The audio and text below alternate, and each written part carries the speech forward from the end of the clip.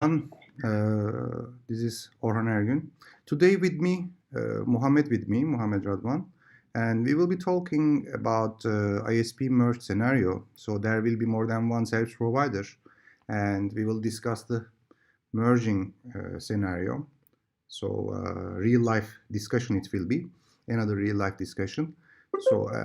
So far we discussed in the real life design mostly enterprise and large scale data center design, RFC 7938, those kind of things. And Rift we discussed some real life deployment with the inventor of the protocols, those technologies. Today service provider discussion we will have. And as I said, Muhammad Radwan with me. Muhammad, welcome, and can you please introduce yourself? Yes, hi everyone, and thank you, Orhan, for the invite. And I'm really excited to be with you. Yeah, we've been working in Qatar for maybe 6 years ago, but I'm happy to meet you again face to face. My name is Mohammed Radwan. I've been working in the industry for the last 20 plus years, most of it in service providers. So I worked in multinational service providers like France Telecom, and I work with Saudi Telecom in the Gulf, Qatar Foundation, and I moved to Australia recently, last 4 years, and I've been working with Cisco and Vodafone here in Australia. So as you can see, most of my experience in service providers, but I've also worked in a couple of cloud service providers as well. That's why I also have some knowledge about security, cloud, SDN, and NLP. As Orhan mentioned, today we will discuss one of the scenarios, real-life mega project, which I handled from architect and design perspective. It was a merge between 3 service providers. So actually, one service provider acquired the other 2. So this main service provider was mainly having some mobile customers along with some internet services, and that's it. And then they have decided, in order to expand their footprint, increase their coverage, and in order to have new customers, and you know, everybody now is trying to be one-stop shop. So you go to this service provider. If you are residential, you get your mobile, your internet, your voice and video, and also they acquired another service provider which more into business, providing MPLS services like layer 2 VPN, layer 3 VPN. So this is as a quick overview about these 3 customers and what were the main requirement for having this merge or acquisition. So before we start, we will deal with the by the way, just a second. Yeah. Now they can see me as well. When they see me, I am more relaxed now. The point is, we will discuss the interoperability between the providers, the scalability of the entire acquisition, it seems, and some SLA requirements we will have a look, and traffic engineering, it seems, TE we will discuss, and some limitations was there, I think, hardware limitations. We will discuss that one as well, right? Exactly, 100% Orhan. Okay. And as Orhan said, I believe maybe let me and Orhan speak for maybe almost an hour, explain all the challenges and how I just come up with an optimal solution. And maybe in the last 20 minutes or so, we can answer your questions. So maybe you can post it on the chat. And I prefer to keep it till the end, if you agree, Orhan. Yeah, definitely.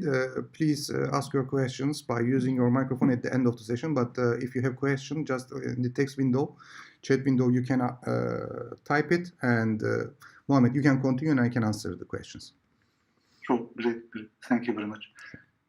So, as we mentioned, let's go to the next slide.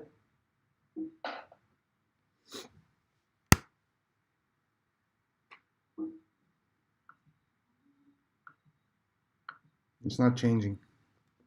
Yeah, I'm still new with this GoToMeeting, so yeah. Yeah. Actually, they changed They changed now this phase. Just from high-level perspective, usually when you work in this mega project, there are the normal phases: planning, design, and implementation.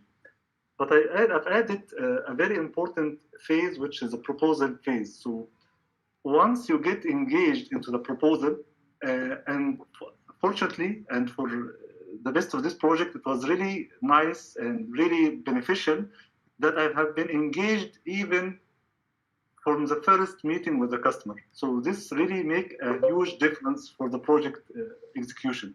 So, and I will discuss it in the lesson learned section. So when I was engaged, when you engage your main architect or the designer team as early as possible, maybe during the data gathering, during the meeting the customer executive even, you will start understanding what are the business requirements. So this was a key and very important success factor for this project, because we were engaging the architect team very early in the proposal.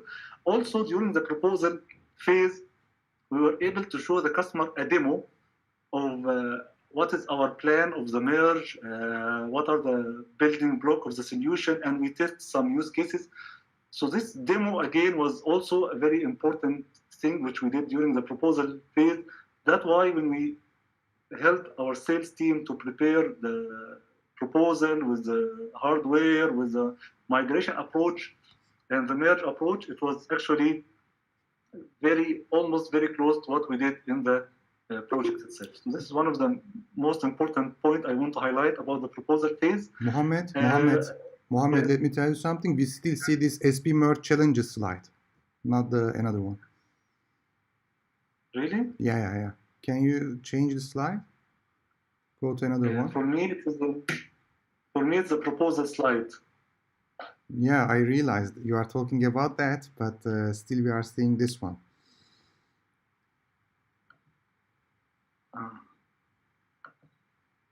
I think it's changing now. Not yet.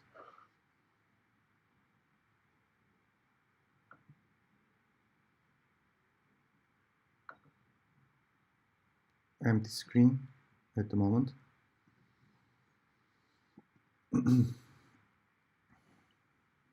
Maybe open, just close it and open again. Yeah. Let me stop.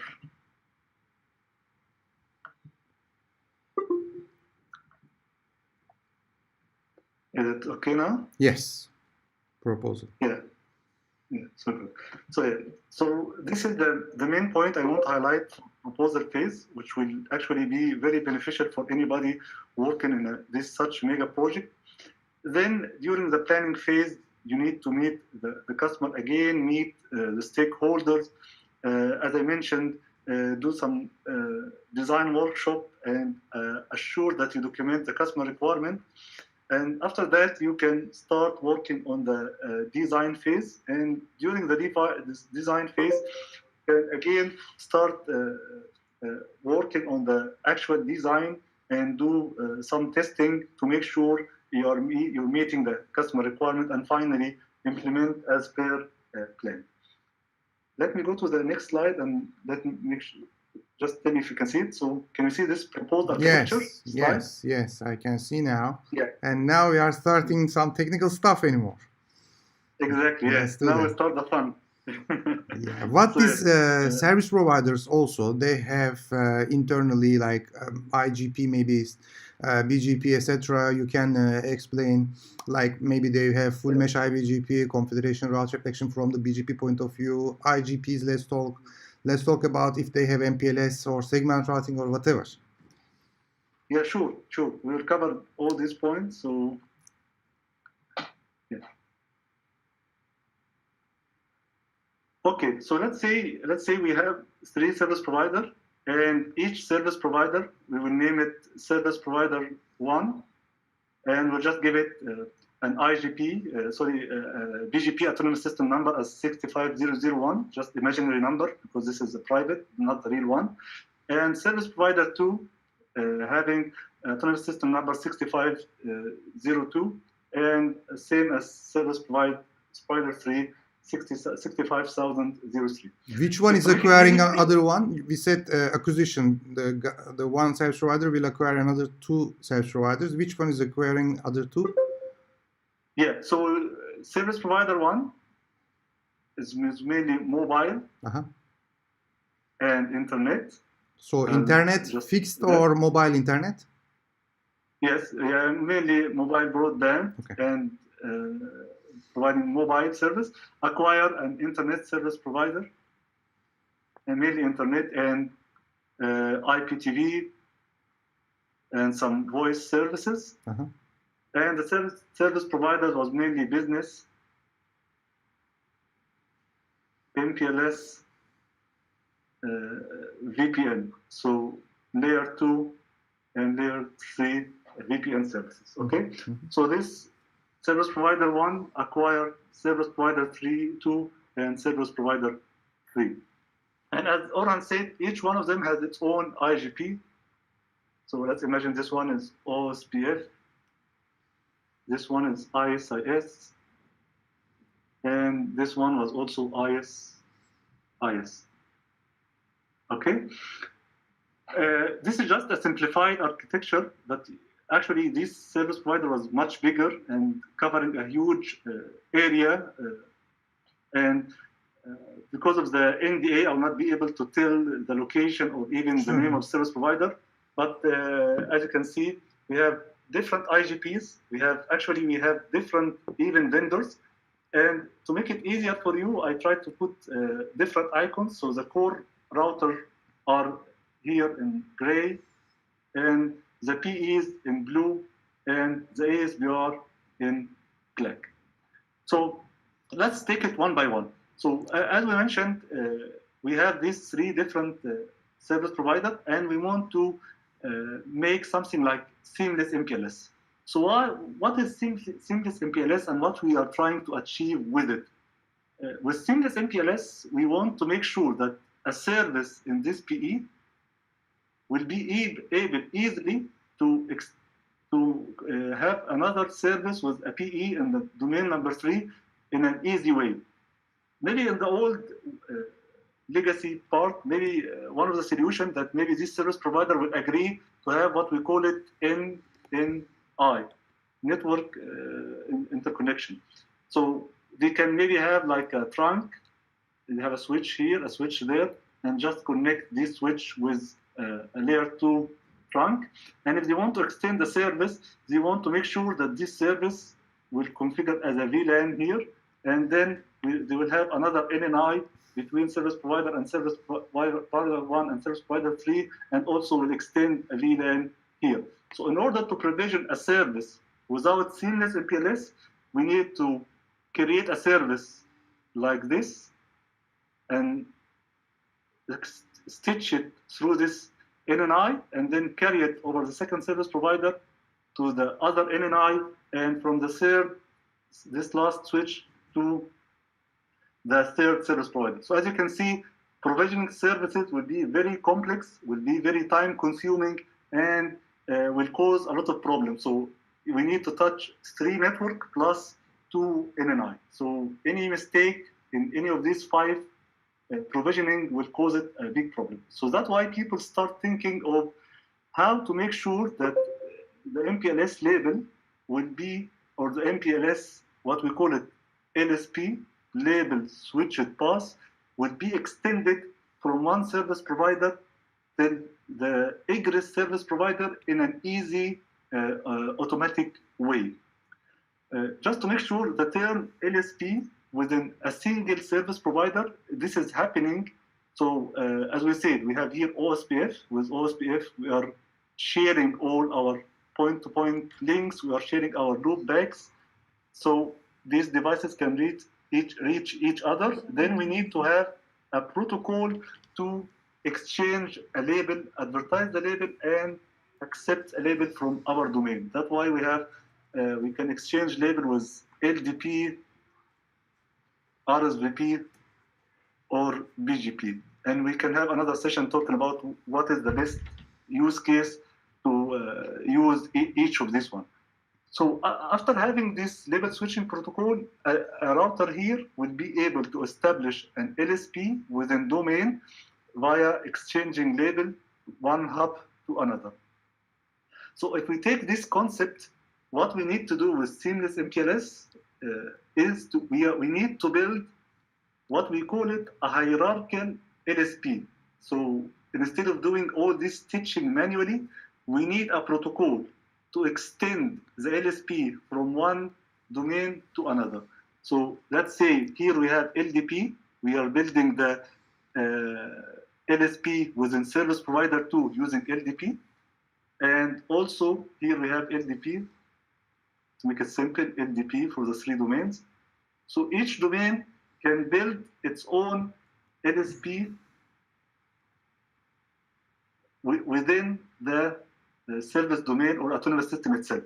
Then it will be the job of BGP-LU, BGP label unicast, to make sure that these LSPs are extended in a hierarchical fashion. So using eBGP-LU, we can carry on the remaining labels from one LSP to another. So the overall picture that taking all these LSPs and connectivity between BGP-LU will have an end-to-end hierarchical LSP from PE1 as example here to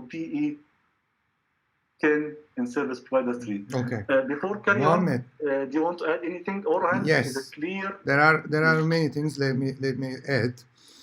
So guys, so far, maybe for those who already know inter-AS MPLS VPNs, who already know seamless MPLS in a single BGP autonomous system, what we are doing here is we have 3 different autonomous systems, and in fact, there is an acquisition. So SP1 is acquiring SP2 and 3, and then connecting those SP2 and 3. It's using, we can call this one inter-AS option C. So we are having BGP-LU RFC 3107 or recently updated 8277.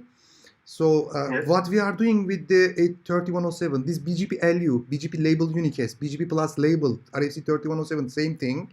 We are advertising PEs, ASBR, if there is route reflector, those IP prefixes. Don't forget, IP prefixes, IPv4 or IPv6 prefixes between the service providers. Why? Because end-to-end SP3 ingress PE, let's say, at the very left side, can reach to SP2's egress PE end-to-end. So IP connectivity is there. Now, when you look at the SP3's ingress PE, what's the BGP next stop?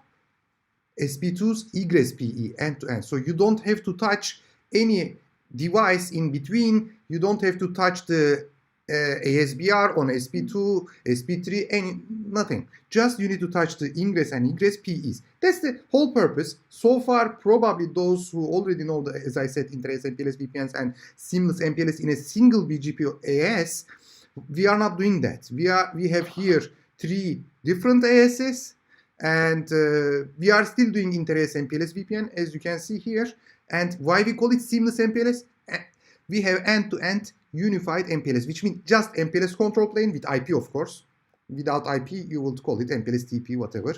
So with IP plus MPLS, we have end-to-end. We don't have to deal with any terminating layer 2 here, then placing in a VRF, then do this, do that. We want to reduce the touch point, and we want to eliminate number of protocols. Just single protocol MPLS control plane here we have, and IP, of course, control plane as well. And end-to-end, we will have simplification. That's the reason why we are doing this. Simplification. When we want to have service from one end to the other end, we don't want to touch each and every device. We don't have to have protocol translation, those kind of things. I wanted to add that BGP-LU, don't forget, assigning a label via BGP to IP prefixes, not VPN prefixes. It is different AFI. We are talking IPv4 and IPv6 in this design. We are not mentioning IPv6 yet, but BGP-LU can assign the label with the BGP to IPv6 prefixes as well. Let's continue.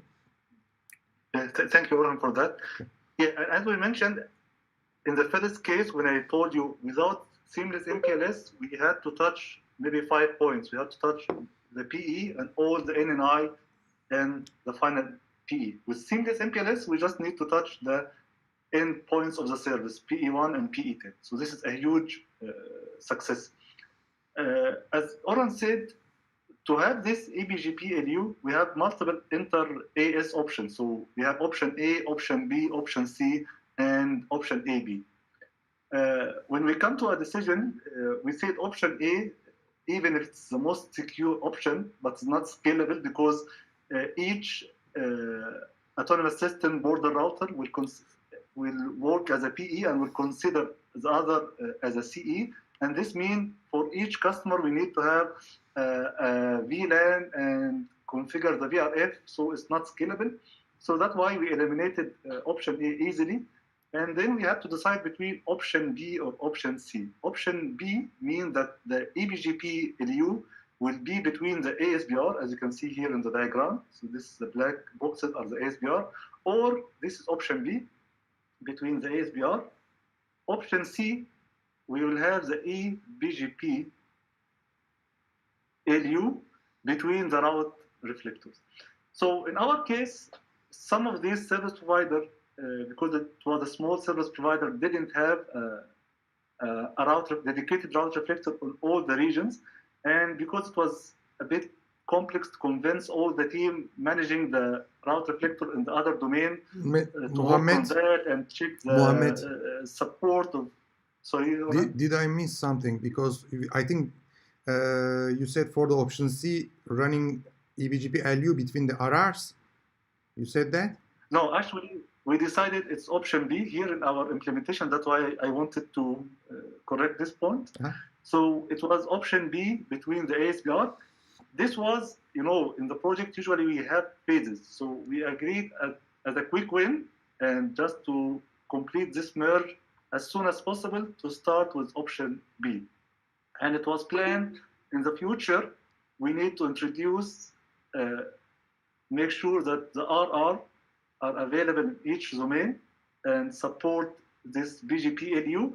Then it will be as a second phase to move from option B to option C and move this integration between the RR itself.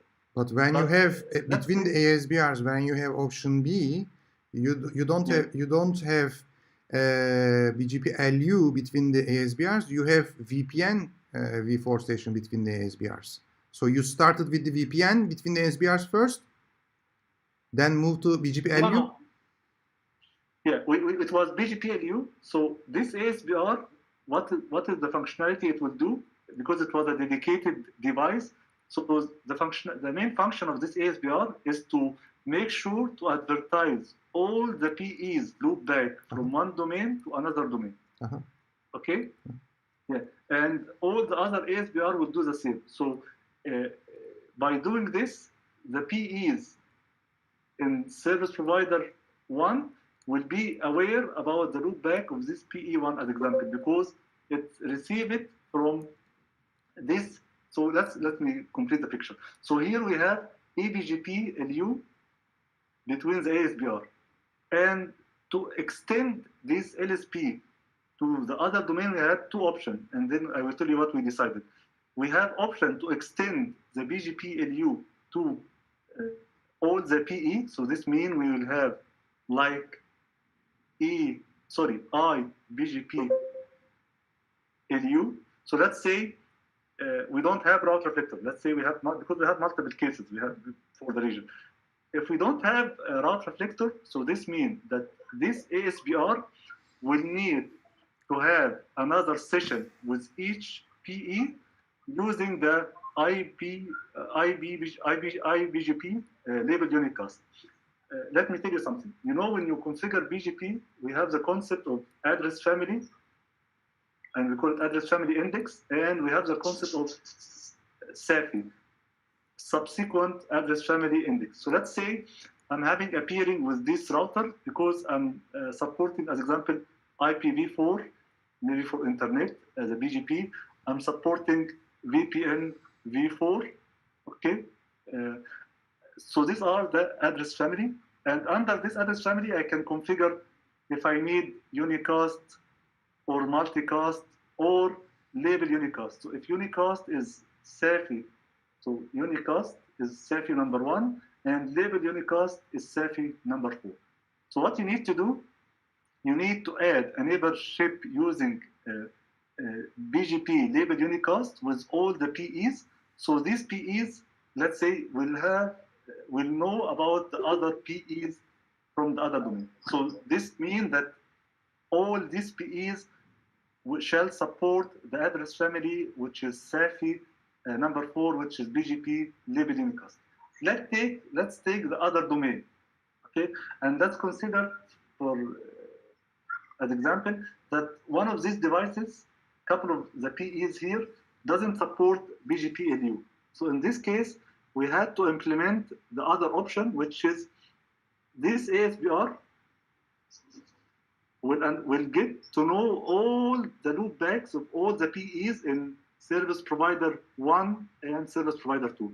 And he needs to inform all the PEs in his domain about these PEs, but he cannot extend BGP-LU. So what he will do, this ASBR, it will redistribute from BGP-LU to ISIS in this case, and by doing this, these PEs will be able to aware of the loopback of the remote PEs.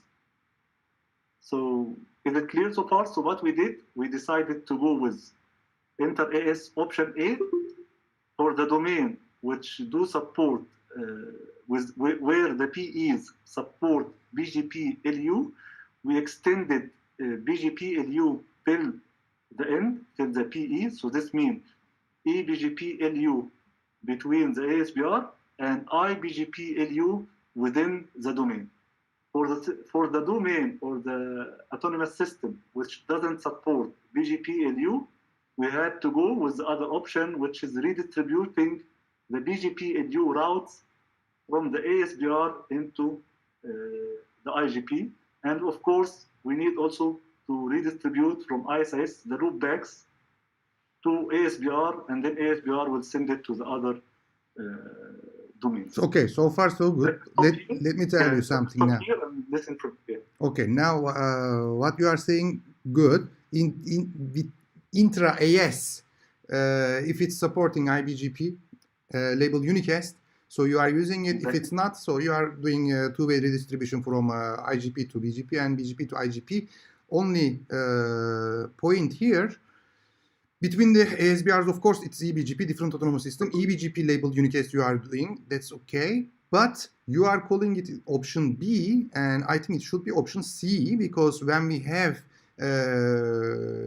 between the 3107 BGP-LU between the ASBRs, it's option C. If it would be option B, then we would have VPN session between the ASBRs. Other than that, everything is clear for me. Okay.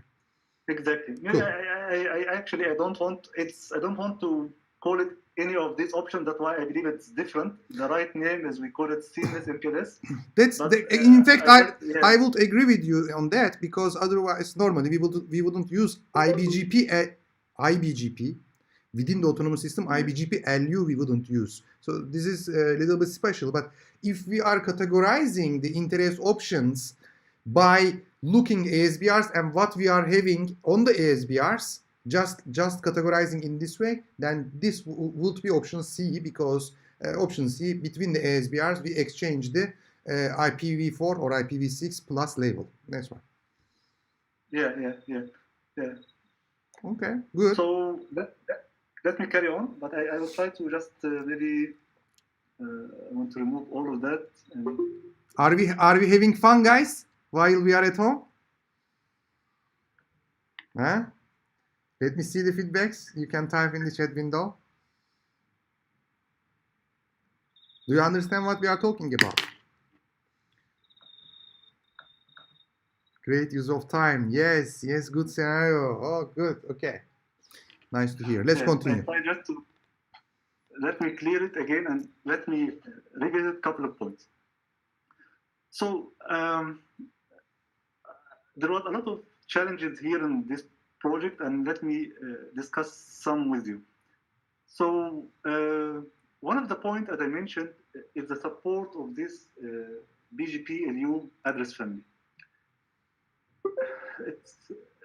I want to highlight an example. It depends per vendor, or even to be specific, per hardware, as we mentioned, because BGP is architected like you have when you configure BGP, you go to router BGP, then you configure the common configuration, and then you start doing some configuration under the address family. So, as example, you mentioned address family IPv4 unicast, and you start doing some configuration specifically for this address family. But because under the, let's say we are still in IPv4, under the IPv4 address family, you have multiple SAFI. You can have unicast, as I mentioned, multicast, flow spec, and label unicast. Depends on each hardware and each vendor, the separation between the SAFI is not 100% complete. So let's say, let me try to draw something here.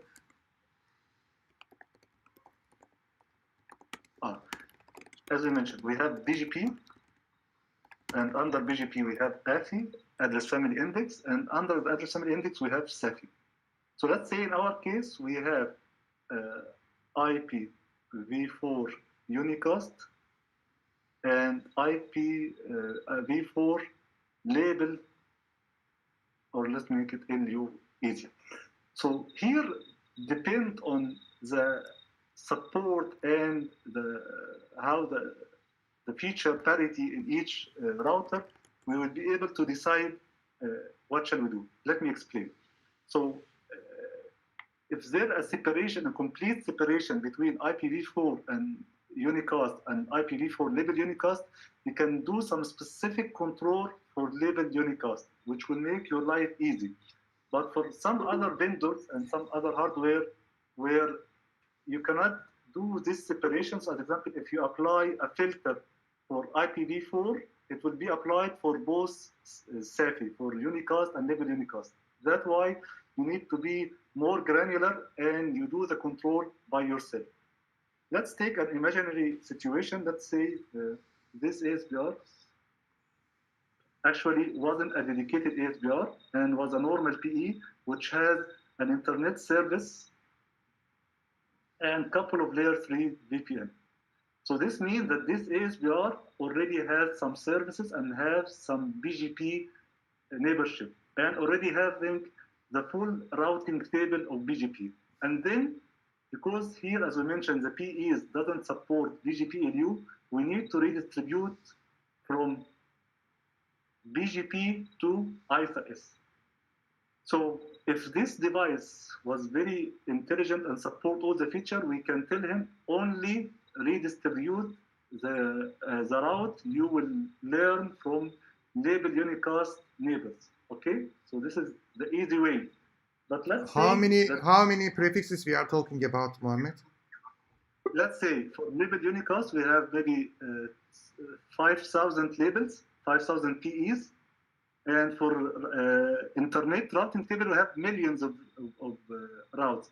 The challenge is if you tell this router redistribute from BGP to ISIS, and that's it, you are having a big risk to your network that ISIS will die because you are advertising millions of routes. So even 5,000. Did you redistribute 5,000 prefixes to ISIS?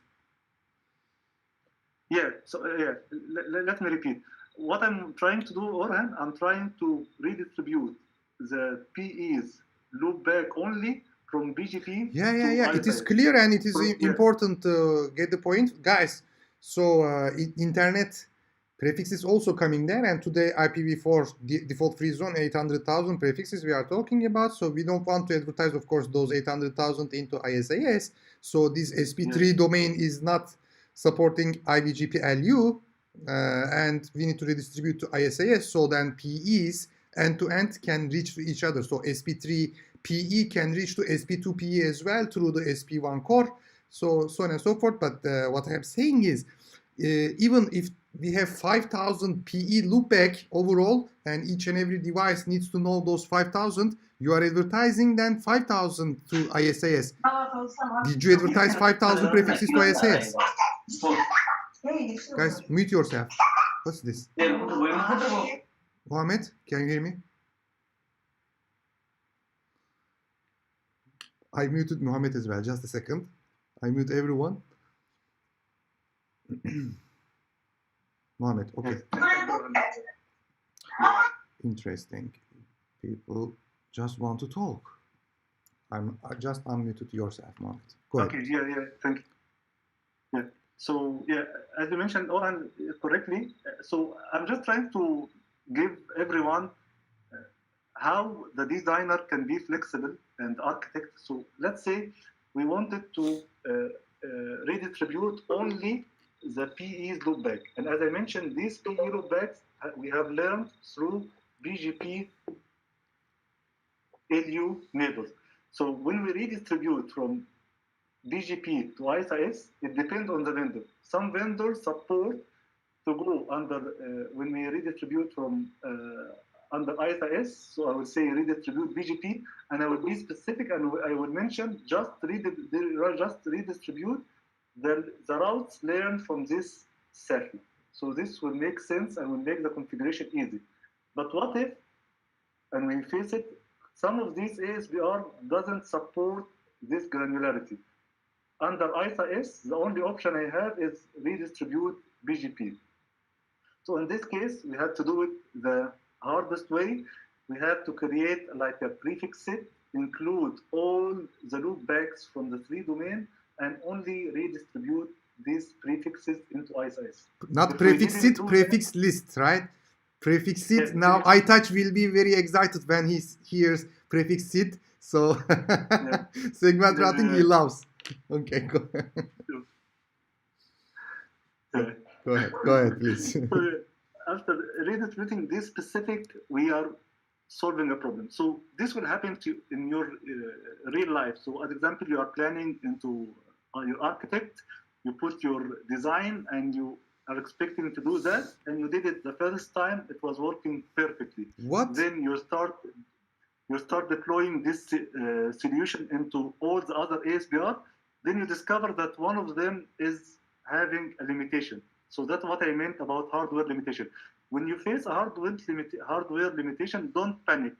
Just take a breath, and think about another workaround to meet your end goal, and try to make it as scalable as possible because you will apply it in other places as well. Okay, 2 questions now. Let's clarify those. We redistributed to ISAS those BGP-LU prefixes. So BGP-LU, what it carried? The PE loopbacks, if there is RR, etc., those infrastructure prefixes we call it. It's carrying those prefixes, and we redistribute to ISAS. And what was the reason these guys didn't support BGP-LU? Software, hardware limitation? What was the problem here? You're talking about the PE or PEs. PEs. Yeah, the PEs here was very old. The vendor doesn't support this BGP-LU. For the ASBR, the ASBR itself was supporting BGP-LU for sure because it was working. But as I mentioned, the granularity and separation between BGP-LU address family wasn't up to the level. So for this specific hardware-specific version, when you redistribute BGP, you cannot specify, I just want to redistribute BGP-LU. You either redistribute BGP as a whole or not. So that's why we had to do this tweak and work around redistribute BGP with a prefix set.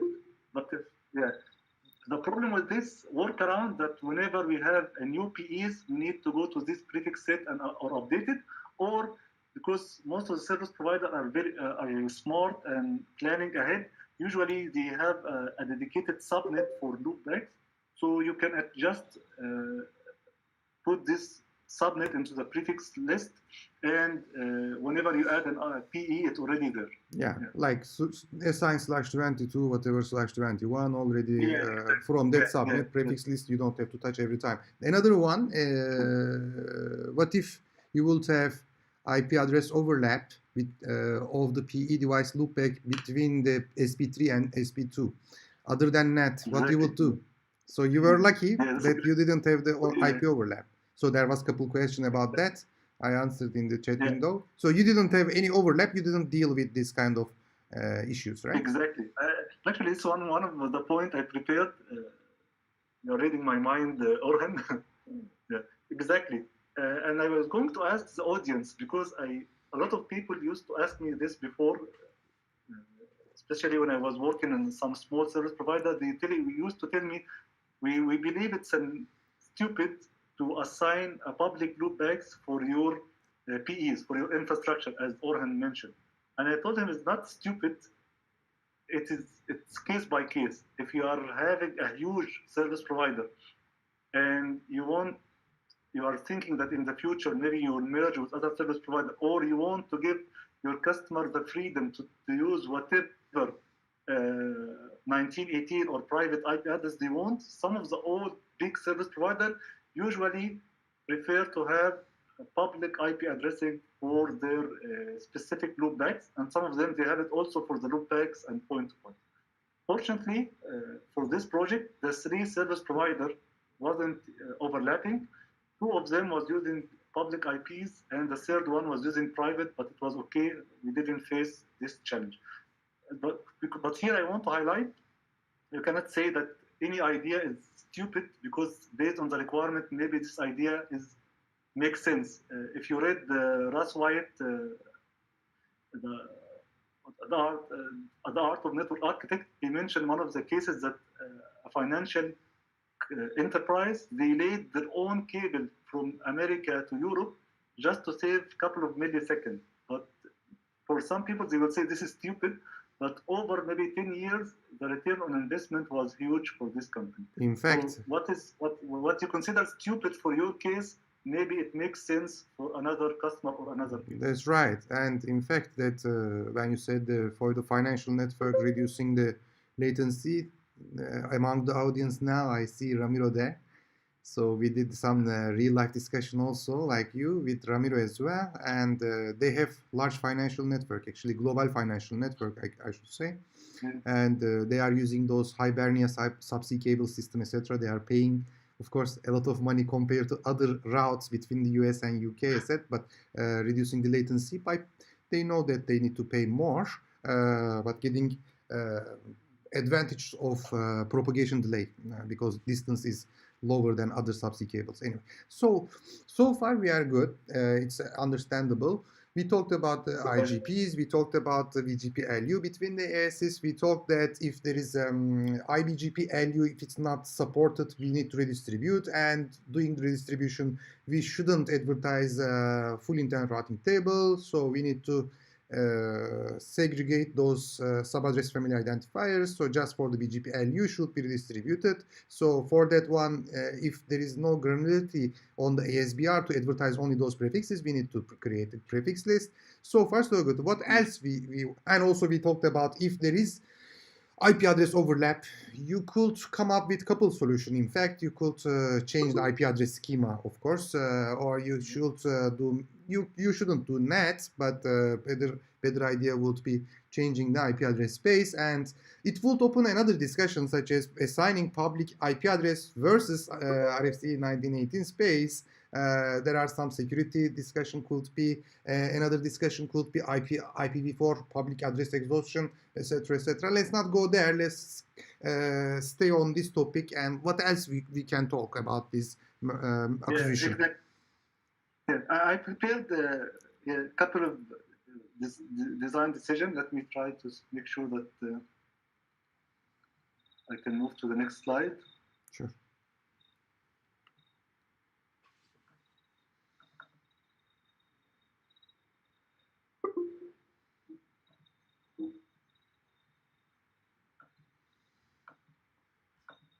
Okay, so let's discuss a couple of design decision again. So I don't want to touch on the first one because of time limit, and maybe we can have another session with Orhan, because service provider, when it comes to AIGP, some of them say, shall we go for ISIS or OSPF? Oh, this is big. This is big religious discussion now. Let's not do that. Yeah. Yeah, exactly. Yeah, I would just want to discuss with you 3 points, which also was part of the project. I noted that we are almost hitting the hour, so I'll try to be more quicker. And if needed, we can have another session to carry on with this scenario, which was really a large project, mega project. So yeah, first point, there was a challenge. I will discuss the third and fourth first, and then we come to TE because I have it in a specific diagram. Can you see my screen again? Yeah. So here, one of the challenges is quality of service. When we start working on this service provider, we discover that the quality of service they provide to their end customer is completely different. So some of them, specifically the mobile service provider, because it have very less quality of service. He has maybe EF for mobile call, and everything else is best effort. Here, because it's business, it has multiple classes, and they can offer to the customer up to 8 classes. And within core, they have all the 8 MPLS experimental bit I used. This, so this is 8, this is 2, this is 5. So we start thinking, what shall we do about quality of service? Because as a strategic solution, maybe within 2 or 3 years, we can restructure the quality of service scheme and rebuild it. But for the time being, when we start the merge, we need at least to do the mapping. So shall we do the mapping here on the PE or the core or ASBR? This was a no-brainer, and for sure, it's the best place to do the remapping. We decided to do it on the ASBR. So the quality of service remapping was done here, and we need to make sure specifically here for this service provider, we had to change the existing quality of service scheme a bit, at least to allow the other classification to pass here. So even if this service provider doesn't have business, doesn't have video, and so on, within the core itself, not on the PE, within the core links and between the core and ASBR, we have to cater for this new MPLS marking and change the queuing only here. But then all the mapping from, as example, service provider 2 to service provider 1, we have to do mapping in this ASBR from SP2 to SP1, and on the return traffic, we have to put it back from SP1 to SP2. So for each ASBR, we have to do a dual mapping from ingress to egress, and from the other direction, from left to right and right to left. So that was one of the main points, and this is how we address it. The second point, maybe I will ask a question to you, Orhan. If you have your house and your front door, how many locks you will put on your front door? Will one lock be enough? You are being very cautious and putting 2, or maybe you are paranoid and you are put 4 locks and 4 control in each door in your house? 0. I trust my neighbors. Yeah, this was an approach. I like it. BGP is trust-based. What can I do? BGP, you can advertise anything. So exactly. So because of that, now let's say these were 3 different service providers, but at the end they are merging into one company. So when we start thinking about how to do the control of advertisement and how to do the trust of this BGP session, for sure we can apply some BGP security like MD5 authentication, we can apply TTL propagation and all these nice features. But what about the advertisement? Shall I put a lock in each place on my network? As example, I will put a check here on the PE, another check on this ASBR, a third check here, a fourth check. How many locks we can do? How many so what? To be, by the way, how many control? how many control, or I'm considering like a lock or like security lock, how many lock we can put. Yeah. So we have decided that we You don't need to are be talking paranoid. about transport security with the BGP. I mean, like MD5, SHA, etc. between the BGP neighbors. Yeah, this is one point for security, but also I'm talking about a simple point: how to trust the advertisement from your neighbor. So let's say this PE is advertising its loopback, and this ASBR will take this loopback and send it to the other domain. Shall this domain just believe all this advertisement from service provider number 2, or shall we include some level of control? And this level of control, shall we apply it in each PE or only apply it on the ASBR? So this is the difference between the company culture. Are they risk taker? Do they have a trust for the other domain? Or we need to be very cautious and implement some security safeguard. So this is what we have decided to do. We decided to do all the control on the ASBR layer. And we try to do the control, as example, when I advertise on, let's say here, when I advertise my prefixes, I have to be very specific. So we applied a very controlled fashion on the egress way when I advertised prefixes. So we put each loopback specifically. But when I receive this one, because I know I'm implementing this security in coordination with other service provider, so I will trust this ASBR advertisement, but I will implement what we call it some safeguard. So here I will tell, I will not accept any default route into my BGP. I will not accept any internet BGP, because if somebody do a mistake here, I don't want to accept it here. And after that, I will accept whatever loopback subnet I have.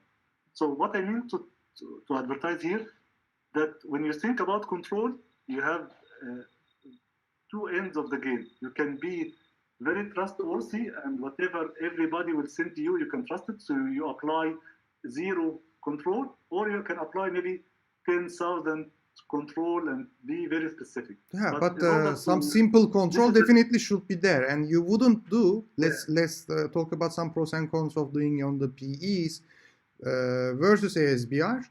You want to do this kind of BGP security, not for transport only, but for the information security as well. Like I'm talking about RPKI, BGP-SEC, etc. So you will do at the edge because less number of devices you are dealing with, and those ASBRs anyway connecting those domains. So from SP3 point of view, first devices which is connected to SP1 are those ASBRs. And if you prevent the issue on the edge, so you are not anyway sending back to the PEs of SP3, so you are protecting them. So, but here, that's why we call it generally edge security, and think about like when you do RPKI, where you connect your RPKI validator, you connect to the internet gateways. So what's the reason? Because those devices, when they receive, they will check who is the prefixes and who is the originator of these prefixes, which AS is the originator of these prefixes. When the validator says, okay, this is invalid, you reject, or maybe you reduce the local pref, so you reject them and then you send to your IBGP neighbor, which means you do the policy at the edge, so less number of devices to touch with, and anyway you are not sending unwanted prefixes back to your PEs or RR clients, etc. Good point. Exactly. So just to summarize, this is what we have decided. We don't want to do zero control, and we don't want to be paranoid and implement control everywhere, because this will be very difficult to maintain. And in case of there will be a change, we need to touch every PE on the network. So we decided to do it on the edge. Not only that, we decided to have some smart way. So as I mentioned, we will not provide strict control in each layer because we are managing everything. So we'll provide strict control when we first advertise our PEs, but the router receiving this, he will just implement some safeguard, and then he will trust my advertisement if it's fall under the PE global prefix list. So that's why it was very good decision and make it easier to follow. The 2 points which we will cover. Can you see my screen now? Yeah. The RSVPTE. Yes. Yeah. So then we have that's why I want to link RSVPTE usually to SLA. It depends how the service providers sell the service to the end customer. So as example, if the service provider sell the service to the end customer and tell him, I have 95% availability and I can reconverge in case of failure within 2 minutes, it will make it easy. But if you have some critical customers specifically for service provider 3, where he has some business customer and some of them are very critical customer, and they requested some very strict SLA, and for network failure, it should reconverge within a couple of 100 milliseconds up to maximum 200 milliseconds. That's why they start implementing RSVPTE. Then once the merge was planned to happen, they start asking us a question. Let's say we will have the merge, and I have a critical customer here on this PE, and then I found that this critical customer will have a new office, but it's very close to this PE on service provider number 2. Will I be able to give this customer the same SLA end to end? And maybe the first answer will come to your mind is no, because these are different IGP. I cannot extend the requirement from one domain to the other. So initially we told them it will be not easy to be handled. We cannot reach up to 50 milliseconds specifically because we have, as you can see here in this area, we have only BGP, and it depends on how BGP can converge fast. This will limit our overall SLA. So we tried to do some tweaking to BGP, and I saw some of the session between Orhan and Jeff, and I agree. Now a lot of service providers implementing BGP event-driven next hop tracking, fast external failover, PIC, and all this nice feature like PIC, as I mentioned, next hop tracking, BFD. So with this feature, we are able to limit the failure within the BGP domain up to a couple of hundreds of milliseconds, 200 to 300 milliseconds. By doing this, we didn't reach the same SLA as 50 milliseconds, but we told them maybe the next step is to start thinking about PCE. So if we have a PCE controller, and we start deploy maybe like BGP-LS from this domain, and then we ask this PCE to push this RSVPTE, we can reach what we call it inter-domain traffic engineering, and it would be meeting the SLA. Okay. But for the initial deployment, we did some tweaking to the IGP and BGP to make sure that the convergence will happen within a couple of hundred of milliseconds. Okay. Let me go through. You were doing basically fast convergence tweaking, you say, because tweaking, which means changing some parameters, LSA, LSP, because OSPF they have, ISS they have in different domains. So LSA, LSP throttling, those kind of timers reduction, they are doing tweaking. So fast convergence we call it. Not even fast reroute like LFA, remote LFA, TI, LFA, etc. inside the domain, right? Exactly. Okay. Now the question is, if you will guarantee, let's say 200 milliseconds, less than 200 millisecond convergence end to end, which means SP3 PE to SP2 PE, and in the between we have SP1 domain, right? So where are those SPs? You don't have to say, of course, the country name, but all those service providers, 3 of them in the same country, or one of them in UK, another in like US, So we have transatlantic, so we have around 120, 140 millisecond latency anyway, propagation delay distance-wise. So are they in the same country? No, they are the same continent. So they were in Europe. Europe, but different countries. If it's Europe, if it's Europe, still the propagation delay is not a problem. So let's say it was covering the whole Europe. So France, Germany, UK. Okay. Because the reason of this, whatever you do, fast reroute, deploy RSVP fast reroute with the PCE. PCE stands for Path Computation Element, by the way, guys. It's important thing. We need to just maybe a couple minutes explain PCE, PSAP, and PCC, what they are, these things.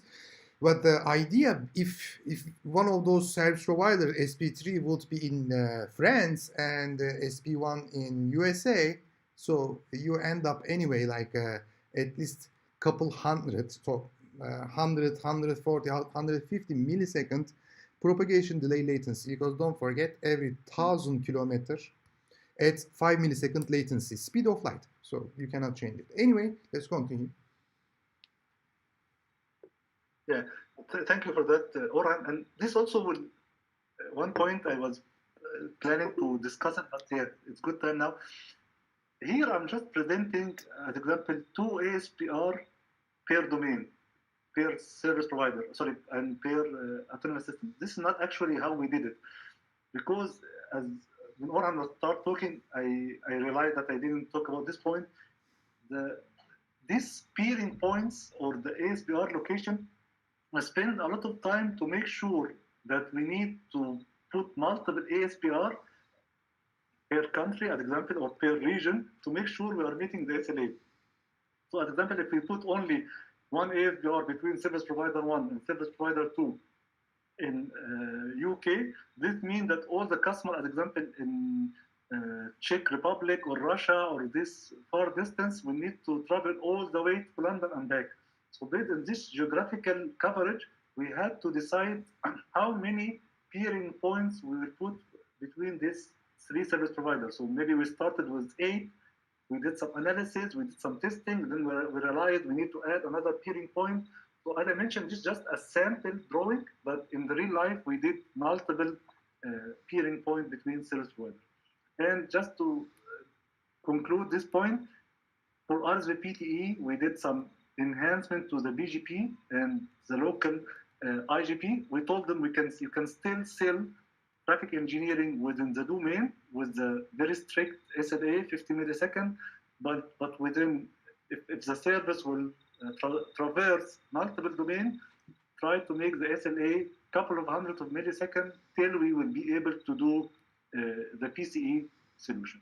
So let me add one thing here, actually. Let me add one thing before we continue. He said about the peering points, number of peering location is much more than this, because for the simplicity, we are showing this topology for simplicity only, but for in real life, much more connection. And don't forget, guys, when we have multiple peering points, like even in the real life settlement free peering in the IXP, why we join to multiple IXPs, especially large providers, hot potato routing. So if my customer France and destination is France, and if we don't do peering in France, and in London, if we are doing that, France to France customer, even in the same country, 2 different service providers, their customer traffic will go to another country and come back, and return traffic also would go cold potato routing. But if we connect directly in the same country, maybe a little bit costly, number of devices will increase. There is always pros and cons, but at least hot potato routing, so you don't have to travel to the far distances. Okay. Exactly. Yeah. Let me show you last one. Yeah. Another requirement or another, I need to go to pointer. Yeah. Okay. Can you see my screen or? Not yet. Yeah.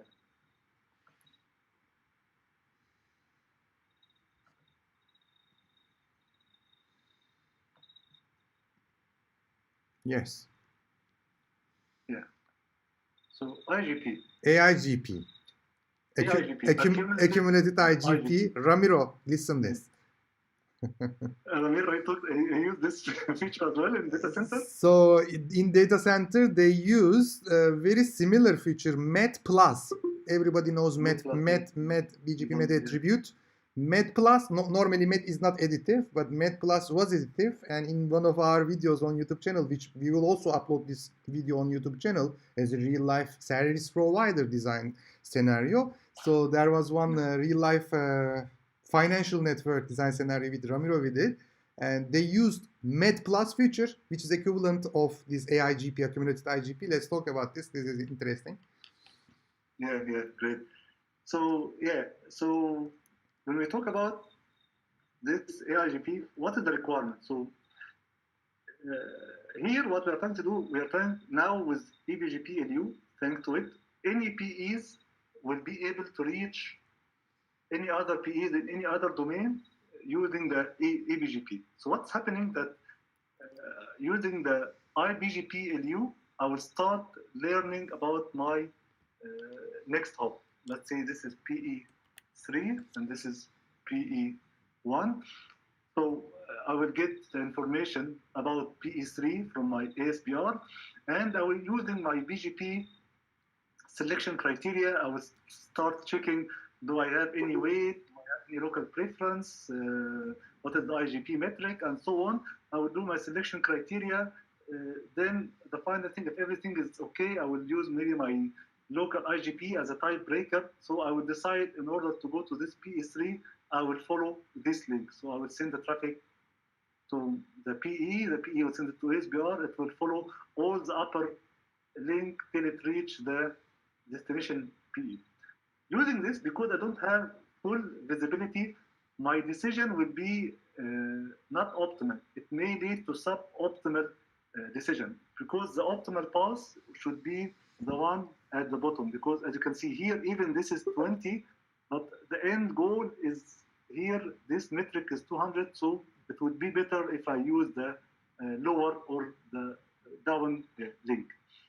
So in order to achieve this, BGP has developed a feature called accumulative IGP. It means that when BGP, when this ASBR send the prefix of this PE, it will include as well the metric to reach it. So as example, this ASBR, he will say, in order to reach this PE, use me, and my internal metric is 210.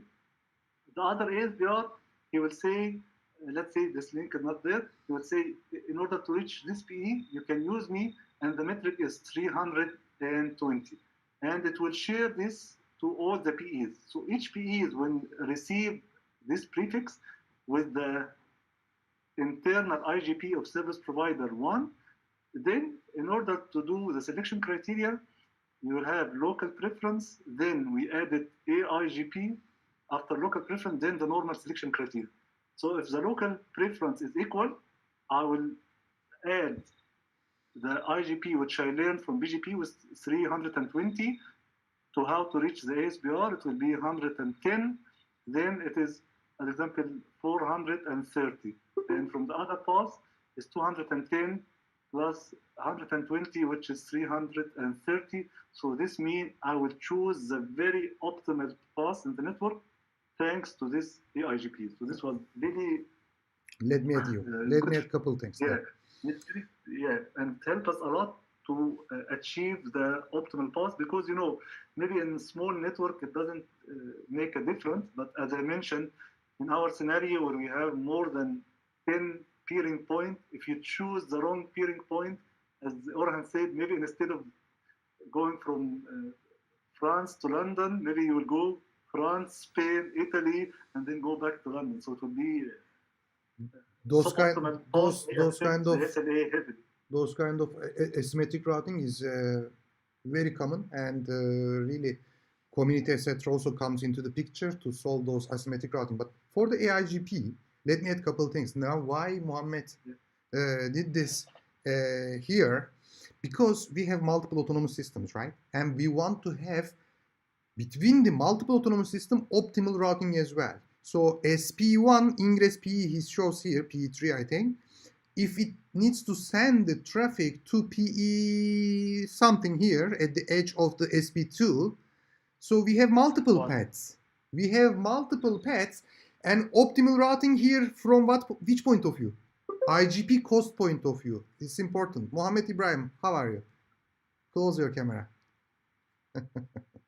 So let me focus, because optimal routing from IGP cost point of view, which means end-to-end IGP cost, we want to have the shortest one.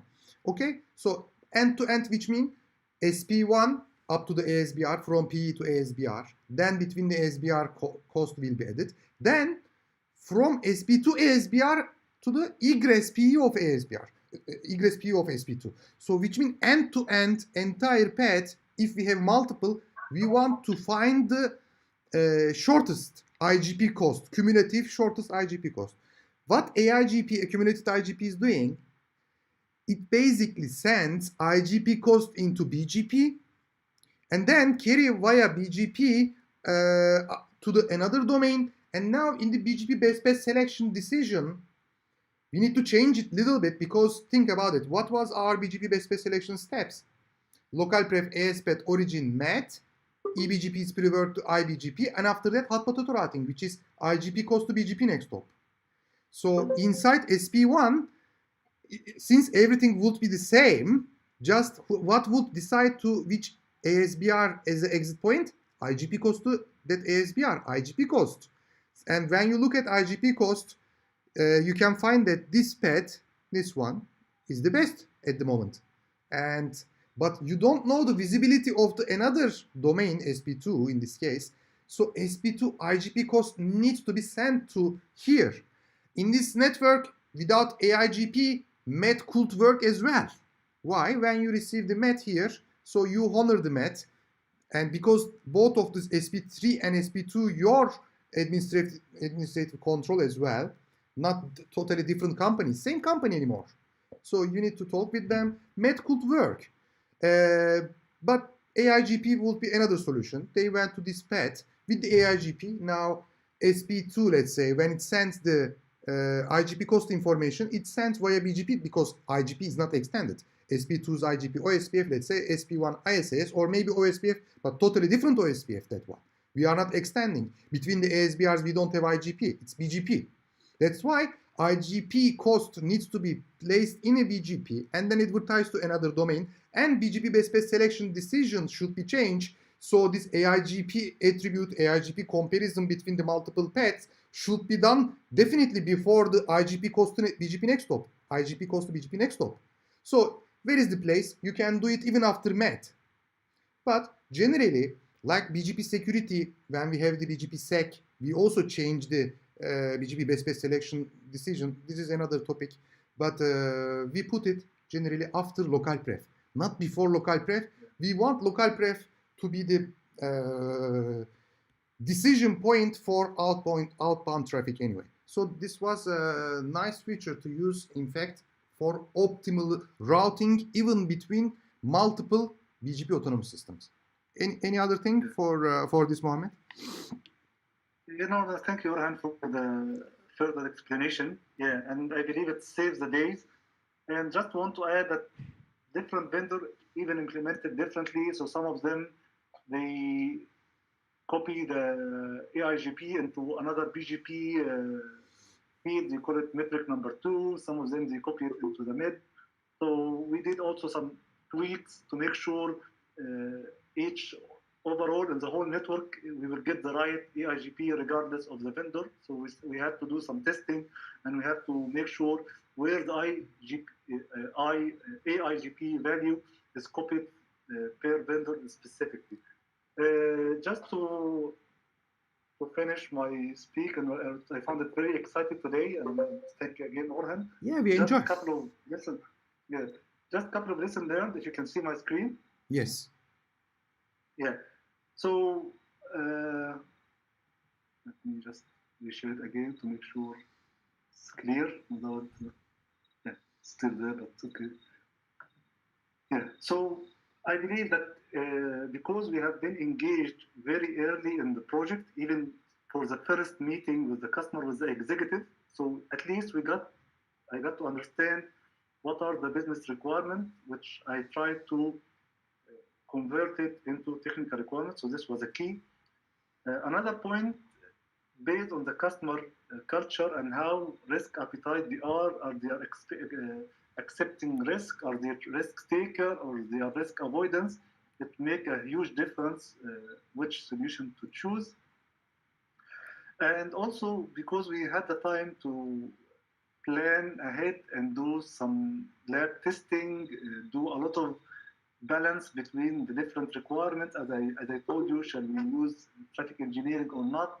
How shall we do the quality of service mapping? So we can do this, but we maybe in the core we have to combine the control with management. Some of these decisions we have to do some trade-offs and have to give up some features. As I told you, because we spent some time on the testing, when we come to the real implementation, it saved us a lot of headache, and even operation team was very grateful to what we have done. One point we did also, even the deployment and the migration step or the migration approach, we had tested on the lab, and we do it step by step. So, and then we train the operation guys how you should do this migration step by step. So this was also a very good lesson learned. And finally, life is not fair, and you cannot get all what you are looking for. And at the end, you have to maybe give up some of the requirement, at least for the time being. So this is life, and you have to be smart, and you have to use your negotiation skills in order to convince the sales team and executives that, as example, we have to give up this feature for this specific customer after the merge, at least maybe for a couple of months.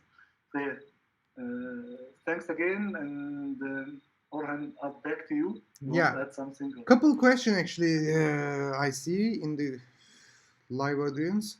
Let's answer them.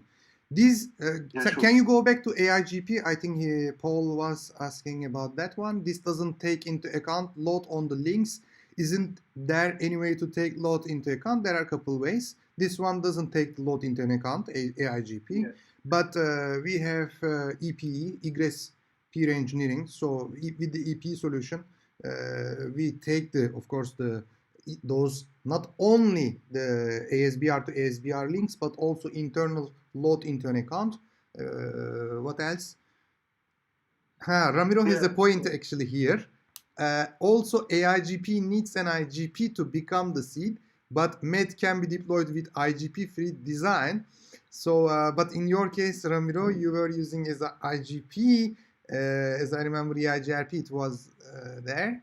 And still you had MED. So why you didn't use the IGP then? So, but this is another good discussion would be. So what do you think about this load thing? Do you want to add anything, Mohammed? Sorry, about what? Load. Paul was asking load. It doesn't take into account this load, and I was answering as EP can be an answer. That's correct. So for sure it wasn't taken into consideration, but we saw that traffic engineering can help in that, and also maybe in the future segment routing.